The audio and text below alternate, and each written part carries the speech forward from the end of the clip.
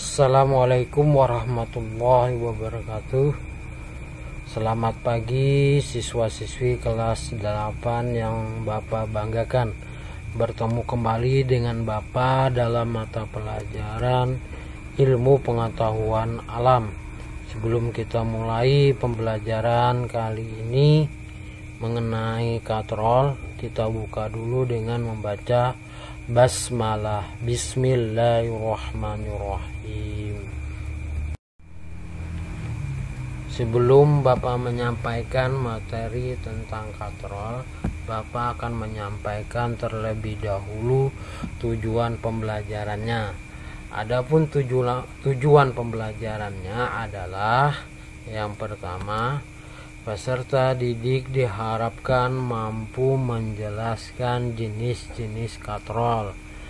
Yang kedua, peserta didik diharapkan mampu menghitung besar gaya dan keuntungan mekanik pada katrol. Baiklah, kita langsung ke materi, yaitu katrol. Pernahkah kalian mengambil air dari sumur yang dalam menggunakan timba?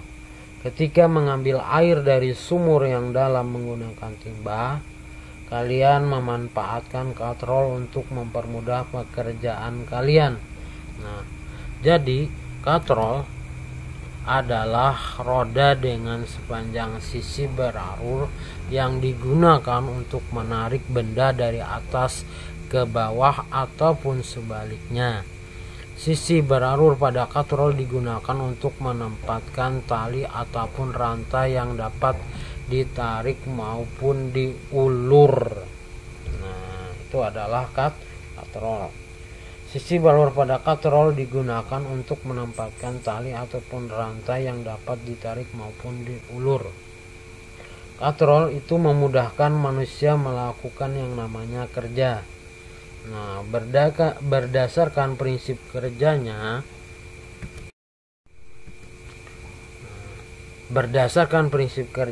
katrol dibedakan menjadi 3 macam, yaitu yang pertama adalah katrol tetap. Katrol tetap dianggap memiliki lengan kuasa yang sama panjang dengan lengan beban. Jika lengan kuasa pada katrol tetap sama dengan lengan bebannya, gaya yang dibutuhkan untuk menarik beban bernilai sama dengan berat beban. Oleh karena itu, keuntungan mekanik katrol tetap adalah sebagai berikut, yaitu M sama dengan W per F sama dengan 1. M itu adalah keuntungan mekanik, W adalah beban yang ditarik, dan F nya adalah gaya yang diperlukan. Katrol tetap tidak memiliki keuntungan mekanik, tetapi katrol tetap memiliki keuntungan arah gaya. Contoh penerapan katrol tetap seperti katrol yang digunakan untuk menimba air dan katrol yang terpasang pada tiang bendera atau mengangkat sebuah bata dari bawah ke atas. Bisa dilihat pada gambar lebih jelasnya. Yang kedua adalah katrol bergerak. Memiliki prinsip yang sama dengan tuas, yaitu titik beban terletak di antara titik tumpu dan titik kuasa. Pada katrol bergerak, salah satu ujung tali terikat sehingga dianggap tetap, sedangkan ujung tali yang lain ditarik ke atas dengan gaya F. Keuntungan mekanik katrol bergerak sebagai berikut. M sama dengan W per F sama dengan 2, bisa dilihat pada gambar. Jadi keuntungan mekanik katrol bergerak bernilai 2. Keuntungan mekanik katrol bergerak juga dapat ditentukan dengan melihat banyak tali yang menggantung katrol. Karena banyak tali menggantung katrolnya ada 2, maka keuntungan mekaniknya 2 ya. Nah, contoh penerapan katrol bergerak seperti alat pengangkat peti kemas di pelabuhan. Yang ketiga adalah katrol takal.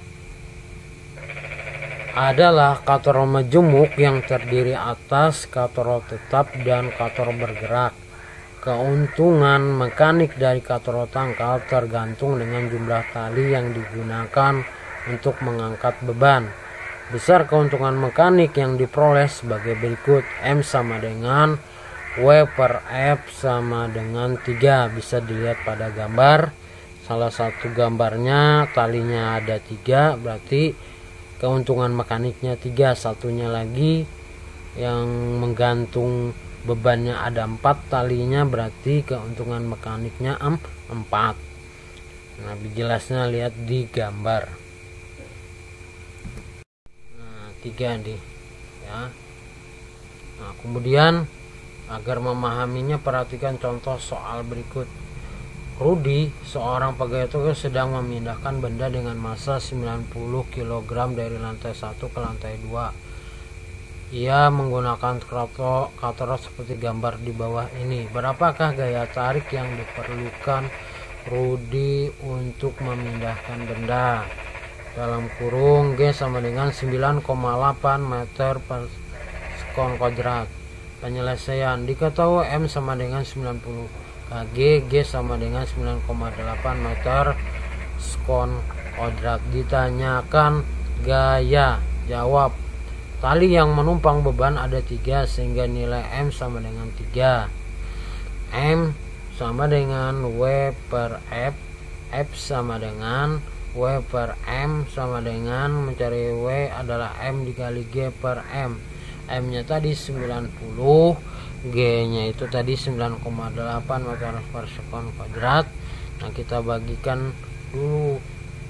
Nah, dibagikan 3 sehingga dapatnya 294 Newton. Jadi gaya tarik yang diperlukan Rudi sebesar 294 Newton.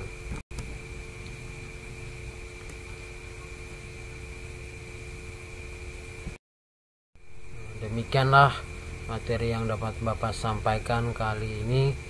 Kurang lebihnya Bapak mohon maaf. Bapak tutup pembelajaran kali ini dengan membaca hamdalah alhamdulillahirabbil alamin. Assalamualaikum warahmatullahi wabarakatuh. Terima kasih.